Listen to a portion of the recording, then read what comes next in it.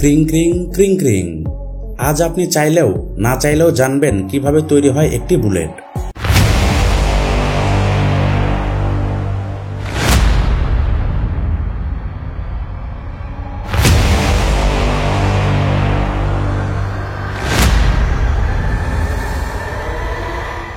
এই প্রক্রিয়া শুরু হয় বিশাল বিশাল পিতলের রোল দিয়ে।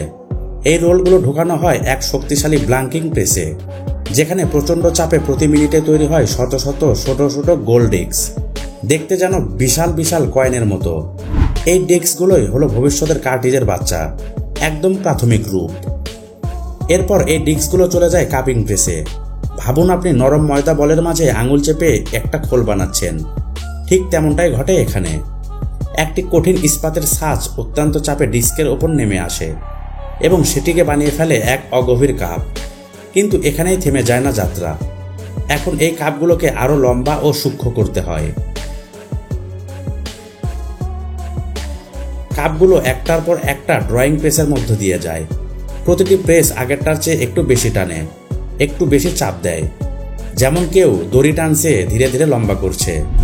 প্রতিবার চাপের সঙ্গে সঙ্গে পিতলের দেয়াল পাতলা হতে থাকে আর কার্টিজ লম্বা হতে থাকে, পেয়ে যায় আসল আকৃতি।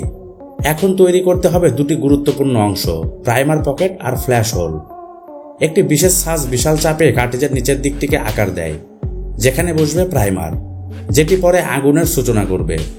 এরপর লেজার আর সেন্সর নিয়ন্ত্রিত একটি ক্ষুদ্র ড্রিল মেশিন ঢুকে পড়ে নিখুঁত কোণে এবং ফুটো করে এক ছোট্ট ছিদ্র, যার মাধ্যমে আগুন যাবে ভেতরের বারুদ বা প্রোপেলান্টে। এই ছোট ছিদ্রই হলো কার্টিজের প্রাণের পথ। এখন পর্যন্ত কার্টিজের খোল অনেকবার চাপ, টান আর ঘষার মধ্য দিয়ে গেছে, ফলে পিতল শক্ত কিন্তু ভঙ্গুর হয়ে পড়েছে।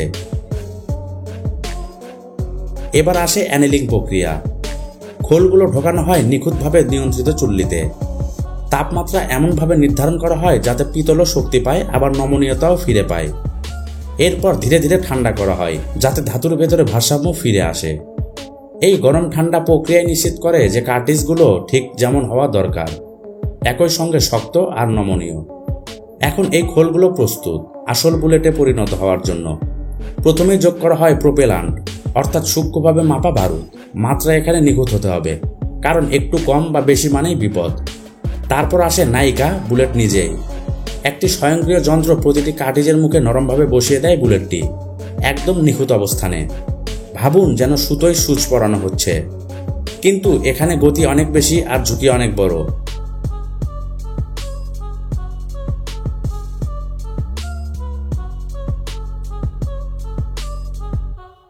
এরপর আরেকটি প্রেস ঠিক পরিমাণ চাপ প্রয়োগ করে বুলেটটিকে ঠেলে দেয় ভেতরে, যতক্ষণ না সেটি পৌঁছে যায় ঠিক নির্ধারিত গভীরতায়। এটা খুব জরুরি, কারণ এর উপর নির্ভর করে বুলেটের গতি, নির্ভুলতা আর বিস্ফোরণের শক্তি। এখন আসে সবচেয়ে গুরুত্বপূর্ণ ধাপ, পরীক্ষা ও মান যাচাই। প্রতিটি কার্টিজ একে একে পরীক্ষা করা হয় উচ্চমানের মেশিন আর প্রশিক্ষিত বিশেষজ্ঞদের মাধ্যমে। তারা খোঁজেন যে কোনো ত্রুটি, যেমন ভুলভাবে বসানো প্রাইমার, বেঁকে যাওয়া বুলেটের মাথা বা অসম ক্রিম্পিং যেখানে খোল বুলেটকে আঁকড়ে ধরে। তারা নিশ্চিত করে প্রতিটি কার্টিজের দৈর্ঘ্য, ওজন, বারুদের পরিমাপ সবই নির্ধারিত সীমার মধ্যে আছে কিনা।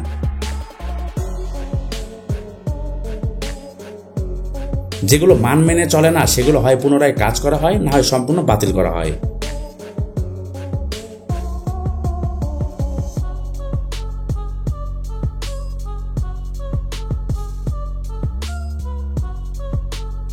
তো বন্ধুরা, আজকের এই ভিডিওটি আপনাদের কেমন লাগলো? যদি ভিডিওটি ভালো লেগে থাকে তাহলে অবশ্যই একটি লাইক দিবেন। পরবর্তী ভিডিও কিসের ওপরে চান তা অবশ্যই আমাদেরকে কমেন্ট করে জানাবেন। আজকের মতো এখানেই, ধন্যবাদ সবাইকে।